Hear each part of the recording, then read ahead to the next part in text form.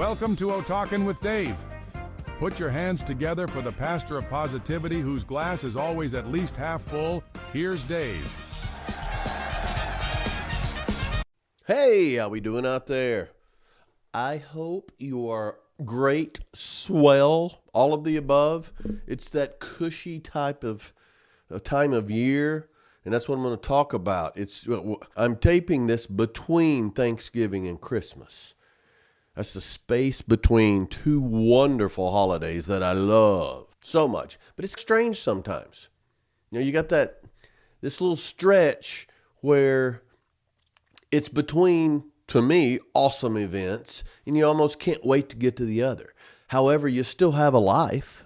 You still have a lot of jobs are closing the year end out with a bang. And then for people like me, I become a kid again. I do. I love Christmas. I'm going through all the Christmas decorations already because I plan to decorate in a couple of weeks. How about that? And other people, this time of year is horrible. It's like they're walking through a minefield. They're avoiding tasks. They're avoiding people. They're trying to forget something, that's horrible too. But anyway, it's joy for some, heaviness for others, and, quite frankly, it's a mix for most of us. But research has shown that 38% recently, 38% of Americans say this is their favorite time of year. I'm in that 38. I love the whole year pretty much. I'm not a big fan of January because it's so cold, but I still love it. February, it's okay, but it's the shortest month. I still love them. So 38% favorite time of year, but 45% of Americans say that the increase in stress and anxiety and sadness, this is the time that it hits. So it's pretty much a coin flip. Then you got 45% and 30, so that's 83% covered. Those other 17%, they don't even know what time of year it is. But the truth is, both sides make sense when you think about it. This period of the year, it just packs so many memories and nostalgia and expectations and comparisons better than last year. Oh, this is the worst. This is whatever. But a lot of it, you just jam a lot of reflection into a tight 4-week period of time. And then over time, I'm big on tradition. We always, in the past, we go back to Alabama and that family for Thanksgiving, and then everybody comes to us, our immediate family, for Christmas. And we're continuing to do that. But it's more than just the holiday season that creates this type of uneasiness or angst or anticipation or whatever. There are a lot of seasons in life, and that's what I want to talk about. That every in-between period, every period with that space in between something that we go through, I want to talk about that. I have tons of situations where it's spawned out of good. I love anticipation. My parents always had something out there for us to anticipate. And I've done that with my kids. My son, I think we booked it almost 10 months in advance, a festival next May. And every time we're together, part of it, we're going to talk about that. And I tell you, we're going to get about a month out. We've anticipated this for 8 months. And that last month is everything just slows down. And that's the space in between. My daughter and I have a countdown for everything. Every 3 months, usually every 3 months, she either comes out here or I go to her or we'll meet somewhere. And the planning is so much fun. However, you get a couple of weeks before that and everything slows down and it's agonizing. So that's another kind of space between, just personally for me. But that little stretch of time, let's think about some more. You graduate from college. You've had this out there for a long time and you're going to get that job. So maybe you've graduated, now the job hunt starts. You're not employed yet. It's exciting, but it's scary. But that space and the uncertainty, some people thrive on it. Some people scares the bejesus out of them. Then think about it. Other things in life. The time between a breakup and a new relationship. The time between, I don't know, maybe this is horrible to bring up. The time between you decide to get a divorce and the divorce is final. The time between, let's get some more positive, you're promoted, but now you're the new guy. Congratulations, high five. But now you're low man on the totem pole. Yeah, you may have new responsibilities, but you're new again. Some people that's exciting. Others it's, please. Then maybe you're on your way. Maybe you've started a weight loss program and you feel better. It's all exciting and you're looking in the mirror and there are no results. There's that space. You're training for an event. You can actually see the event, but you're not in shape yet. So there's a space in between that. And then a lot of people are just waiting. They close one chapter of their life. It can be homework or play. And now, okay, the new one's coming, but there's that space between. And every one of these transitions brings same kind of tension. Joy, anxiety, nervousness, nostalgia. Some of it is self-esteem. Some of it is the opposite, but a lot of self-evaluation, no matter what the situation is. And that space between Thanksgiving and Christmas, it's a great example because it concentrates it all into 1 month. One decorated, candy-infested, glorious Christmas carol in the background month. So it's important to look at these spaces, and the trick is to use that space or that time for a purpose or intentionally. It's not dead space. That time when everything slows down before an event I'm going to do with my kids, hey, that's not dead space. That's prep time. What more can we do to generate that enthusiasm or to get prepared or to plan, all of that stuff? It's not dead time. It's like it's like halftime. It's the locker room before the second half. It's a pit stop. My Victoria and Brandon are coming out for the race out here. It's 4 months away. I'm using NASCAR. I'm not a big NASCAR guy, but I love the enthusiasm. And I go, these analogies are coming in. So this space is like the pit stop. It just keeps the wheels from flying off as we're going through. To me, a lot of it is given to us so that we can prepare, or we can be grateful, or we can reflect, learn from past mistakes. This space, some would just call it life. Good, bad, indifferent. There's something in it for us. So, a few things to notice in ourselves and in others. That's everything about this. I do these for me, and it spills over on other people, and they seem to enjoy it. A little gravy on somebody else's biscuit never hurt anybody. But I think these things here, things to notice, that's going to help us feel grateful while we're hitting maybe that reset button or that new start button. First thing is, and this is for yourself, but also others, who's getting quieter? Silence sometimes is louder than anything, but silence is also a language. So some people pull back when something gets heavy in any season. The space between is metaphoric. It's not just between Thanksgiving and Christmas. But notice, are you pulling back? Who in your group is pulling back? Who at work is pulling back a little bit? Because that is an indicator something's getting a little heavy. Could be nostalgia. It could be fear. It could be feelings of uncertainty. That's something good to notice about yourself or others. Also, during this time, this space in between, what is energizing you? What gets you going? Pay attention to what you look forward to and what you dread. Once you get that, not just the holiday season, but what about it? What about that new job? What about that new group you've joined? What is that? What do you like about it? Specifically, what do you dread about it? And put a title on it. I'm afraid. I'm embarrassed. Why do I have this fear? Whatever that is, what is it about it? And then that's a good question to other people who enter this. Okay, what specifically is it that energizes you about this? or what frightens you? This is one for me. The next one. Where does your patience get thin? Because this is the biggest problem for me. That space between, that's time. That's a line I have to stand in. And I don't use the word hate much. I hate lines. But stress exposes those hairline cracks in your foundation.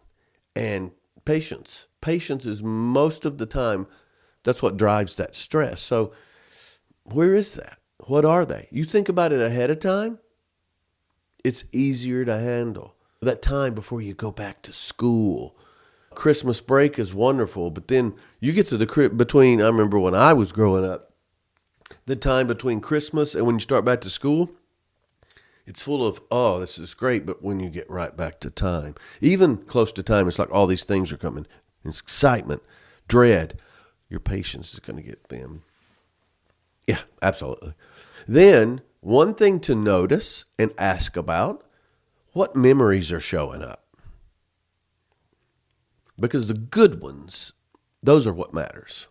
The painful ones, that's just an indicator of what still needs to be healed. I'm going through some things this holiday season for the first time. And I'm going through tons of pictures and doing all sorts of stuff. Overwhelmingly good. And then what I'm noticing too is the things that probably would have been painful 3 months ago, not that bad. So healing. And then every once in a while, I'll see something that's, a gut punch. Okay, that's where some more healing is needed. And this is so important for you. But then again, you look at these other things. Who's quieter? Who's getting less patient? Who's getting more stressed? If it's not you, all right, memories are showing up for these people.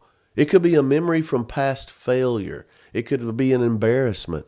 Or it could be something fantastic. And you'll be able to see the difference in the two.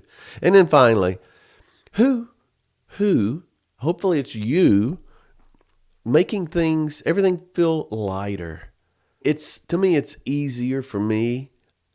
It's pretty easy for me a lot of times because I'm going to find a silver lining. And a lot of times I wish I had $1 for every time my mom told me to be serious. It never worked. And she never gave me, if she gave me $1, maybe it would have worked. I don't know. I don't think so. However, some people, this is the time of year, I guess that 38%, it's easier to feel lighter. And it's from the past and anticipation of repeating the good things. So who's making things lighter? And that's good. You want to be around them. But notice these other things in them too. Maybe it's a little deeper than that. So that's just some things to notice in any space in between something. Part of the deal is understanding too, we all go through Thanksgiving and Christmas at the same time. But we all have different spaces in our lives. Some people just started a new job. Maybe you've been there 30 years. You could do that job with your eyes closed. Notice these things in that person and help them. Somebody helped you. Yeah. So the thing is, when you have this space, some of the things, it's important to prepare for a strong start to the next season. And that's a metaphor. That's the next job, the next encounter, the next semester, the next round of golf, the next whatever. There has been a space between. It's important to do these things, I believe, to have a strong start to whatever that is. Boundaries, man. First thing, set boundaries based on your energy, not guilt. That's the half full, but you can do this. Guilt drains you. You've got to reduce the guilt, the negative, the heaviness, the what needs healing. Yeah. Whatever fuels you, schedule more of it. Whatever pulls you down, schedule less of it or eliminate it. Now, I realize at work and in some situations we can eliminate it. You know what pumps you up. And hopefully you know what pumps your friends up. And if that's the same thing, bingo. 2 birds, 1 stone, 1 party. one caroling trip around the neighborhood, but set boundaries based on that. Energy in, guilt out. And guilt can be heaviness, whatever that pertains. But that's it. Set boundaries. Then identify routines that are worth continuing. Yeah. And I'm not just talking about holidays. If walking early in the morning is working for you, make sure you schedule that. Identify it and carry it forward. A quiet time. I had some good talks this week. Some one-on-one time with some dear friends. And just talking about what works for us. And we're totally different people. Until you talk about some things and, oh my goodness. She could have been my twin sister if she wasn't 15 years younger than me. But so many good things. Whatever it is, a group text, reconnecting with somebody you haven't been around a long time. This is a great time for that. People have a little bit more free time during this time of year, and I've heard from people I haven't heard from since I graduated high school. But identify those routines that work and bring value and carry them forward. And same thing on the other side. If it's not working for you, eliminate it and put something else in there. And carry that forward. New Year's resolutions, crazy this time of year. But in any season in between, the space in between, think of one thing that you're going to stop doing. Because positive momentum starts with subtraction. Get rid of those roadblocks. Get rid of those speed bumps. Oh, the speed bumps. Get rid of that stuff. One thing. You can't get rid of all of it. You can get rid of one thing that will create more forward momentum. And then you replace that one thing with one of these positives that we're talking about. And then name one thing that you're going to build. It may be a skill. It may be a hobby. It may be a habit. A new relationship. A side gig to get a little more income. Maybe more confidence. What can I do to have more confidence in an area I'm not confident in? Pick one. One thing to get rid of and one to add. Boom. And then mark a date that you're going to start. Mark a date that you're going to review. Make adjustments. It's easy this time of year because the new year starts. Easy doesn't mean that it's going to last past mid-month. However, it's a great time of year. But in any season, that's that space of reflection, of planning. Do these things. Most people plan one time. Winners, they plan, then they recalibrate. The halftime speech, and you adjust the defense or adjust the offense. On golf, you've got the turn, hopefully, whatever is the case, whatever analogy you want. Winners recalibrate. Happy people recalibrate. I almost want to launch into the freedom, control, and resolve speech. That's not this one, but it's all in here. I'm just not saying it. And so a couple of things. It's tough sometimes to flush the bad and keep the good and still keep your eye on the prize for success. So a few things we can do here. And I'm more and more a fan of writing things down. Write 3 things down this year.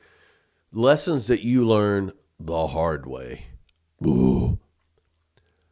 You got a legal pad? 3 things. Don't carry those bruises. Pull the wisdom out of it. You may have a scar or two, but write down the things that you were taught the hard way that you wouldn't have learned otherwise. That should be easy. I would say write down all of it and then narrow it down to the top 3 lessons. How about that? Do that. That flushes the bad, keeps the good, and now you're primed. Also, as you're thinking through that, celebrate the wins that you forgot. You won, but maybe you forgot to celebrate. Oh, this wasn't that big a deal. Yeah, it was. It's a win. Come on. Yeah. You get a team that hadn't won all year and they win their last game, it's as if they won some championship. But celebrate those. That's where time and reflection and the gratitude post, the gratitude acknowledgement is so important. Yeah. Another thing, this can be tough. Forgive one person. All this baby steps. One good, one bad. Forgive one person. I didn't say that person. You got one. You can do that, and that's lightening the load. Also, forgive yourself for something. This is what you don't want to carry forward. We don't even know it, but the enemy within, which is 15,000 O-talks, forgive somebody and forgive yourself. Quit beating yourself up for one thing. And this could be the same act, forgiving that person and forgiving yourself. But do it. You're going to feel better. It's going to flush out the bad, keep the good, and prime you for peak performance. Also, I've said it many different ways, but I'll say it this way. Choose what deserves zero attention from you. During this time of recalibrating and exciting space between events or seasons, drama dies when you stop paying attention to it. Definitely when you stop inviting it. You'll find that you're in too good of a mood or you're too productive, or you're too busy, or you're too something positive that you don't even notice the drama anymore. I find that when I don't hang out with certain people, I love them, but when I quit hanging out with them, it's, I don't have some of the negative stuff anymore, and I didn't really deselect them, but then I realized, I don't have that drama. So decide what deserves zero attention. And then lastly, decide what deserves your full attention. Purposes. Having a purpose, that grows where you focus. What I've heard it said many times, in many teams that I've been a part of, where we focus, we improve. Same way for you. What you give your attention, that's where your purpose is going to go. So we need to be careful with that. But also, the reward that's going to give you. And then you knew this was coming. Before I do this, I'm going to have a sip of Diet Mountain Dew. They're not a sponsor, but they could be.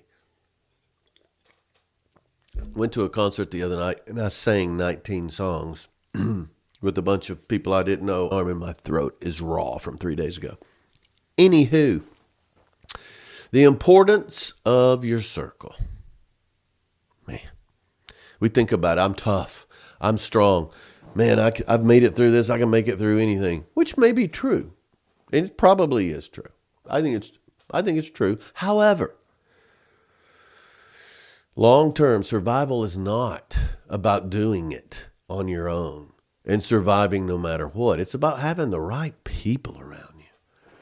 Homework or play. Your circle, your true friends, your long-term relationships, that is your emotional infrastructure. It's not scaffolding. This is infrastructure. It's your foundation. It carries you through all of this stuff. You know that you're going to be, no matter how strong you are, you're going to be up and down and dip and all of that. And it gets, those ups and downs and dips, they get amplified when the rotary oscillator gets filled with defecation. You can hold it together. However, that infrastructure of your friends, that is what keeps you from unraveling. It does. Self-preservation is not isolation. I love my alone time. I absolutely cherish it and love it. It makes me better when I'm in a group or when I'm with my friends or when I'm one-on-one. It's fantastic. Choosing the right people to protect your peace and still challenge you. To challenge you. It is the ultimate weapon. It's the ultimate comfort. Real friends, they don't let you coast. They're there with you going, wee! Yeah, and then they're pushing you. But the thing is, they don't let you sink either. This relationships, I'll say they're the most important thing. It may be a tie if we talk about something else. However, not having the relationships, it's detrimental. It's not if, it's when you're going to rival. And the beautiful thing is, they help you bear the burden, and then you've got exponential celebration. It's fantastic. I'm so full lately with friends from all over, different groups, and new friends. My goodness, I met people this weekend from everywhere from Texas to Arizona to Canada, and just sat down and just had good conversations with them. Didn't know them from Adam, and just the back and forth and the talk. You look for that, and you're going to find it. And you need to, and what you need to do, you should, I'm going to should all over you. Get rid of the toxicity. Get rid of the bad relationships to make room for the new ones. So that's so important. The importance of your circle cannot be exaggerated. It's fantastic. So we talk about these seasons, and I named a bunch of different ones. And hopefully you've thought of some that I couldn't possibly say them all. But think about it, because every season is useful. Every space in between events, key events or minor events, every space it's important. The sweet ones, they teach us gratitude. The heavy ones, they teach us a lesson in endurance, if nothing else. The quiet ones, that gives us clarity, and oh, how it gives us clarity. Even the chaotic ones, that gives us some accountability and focus to be able to learn from that and learn specificity when we go forward. And then the painful ones, they teach us truth. Pain will teach you truth. And think about any pain you've been through, even physical, but emotional. The truth comes out, and that's why it hurts. What hurts you is truth. And then you learn from it. You go. So no season is wasted. No space is wasted unless you just refuse to learn from it. So sometimes it takes a little while to, but don't waste it. Don't waste pain. Don't waste a learning curve. So how do we do that? How do we use every experience and not waste it? The lesson is what has to be extracted, not the anger. It may still make you angry, but the lesson, not the bitterness.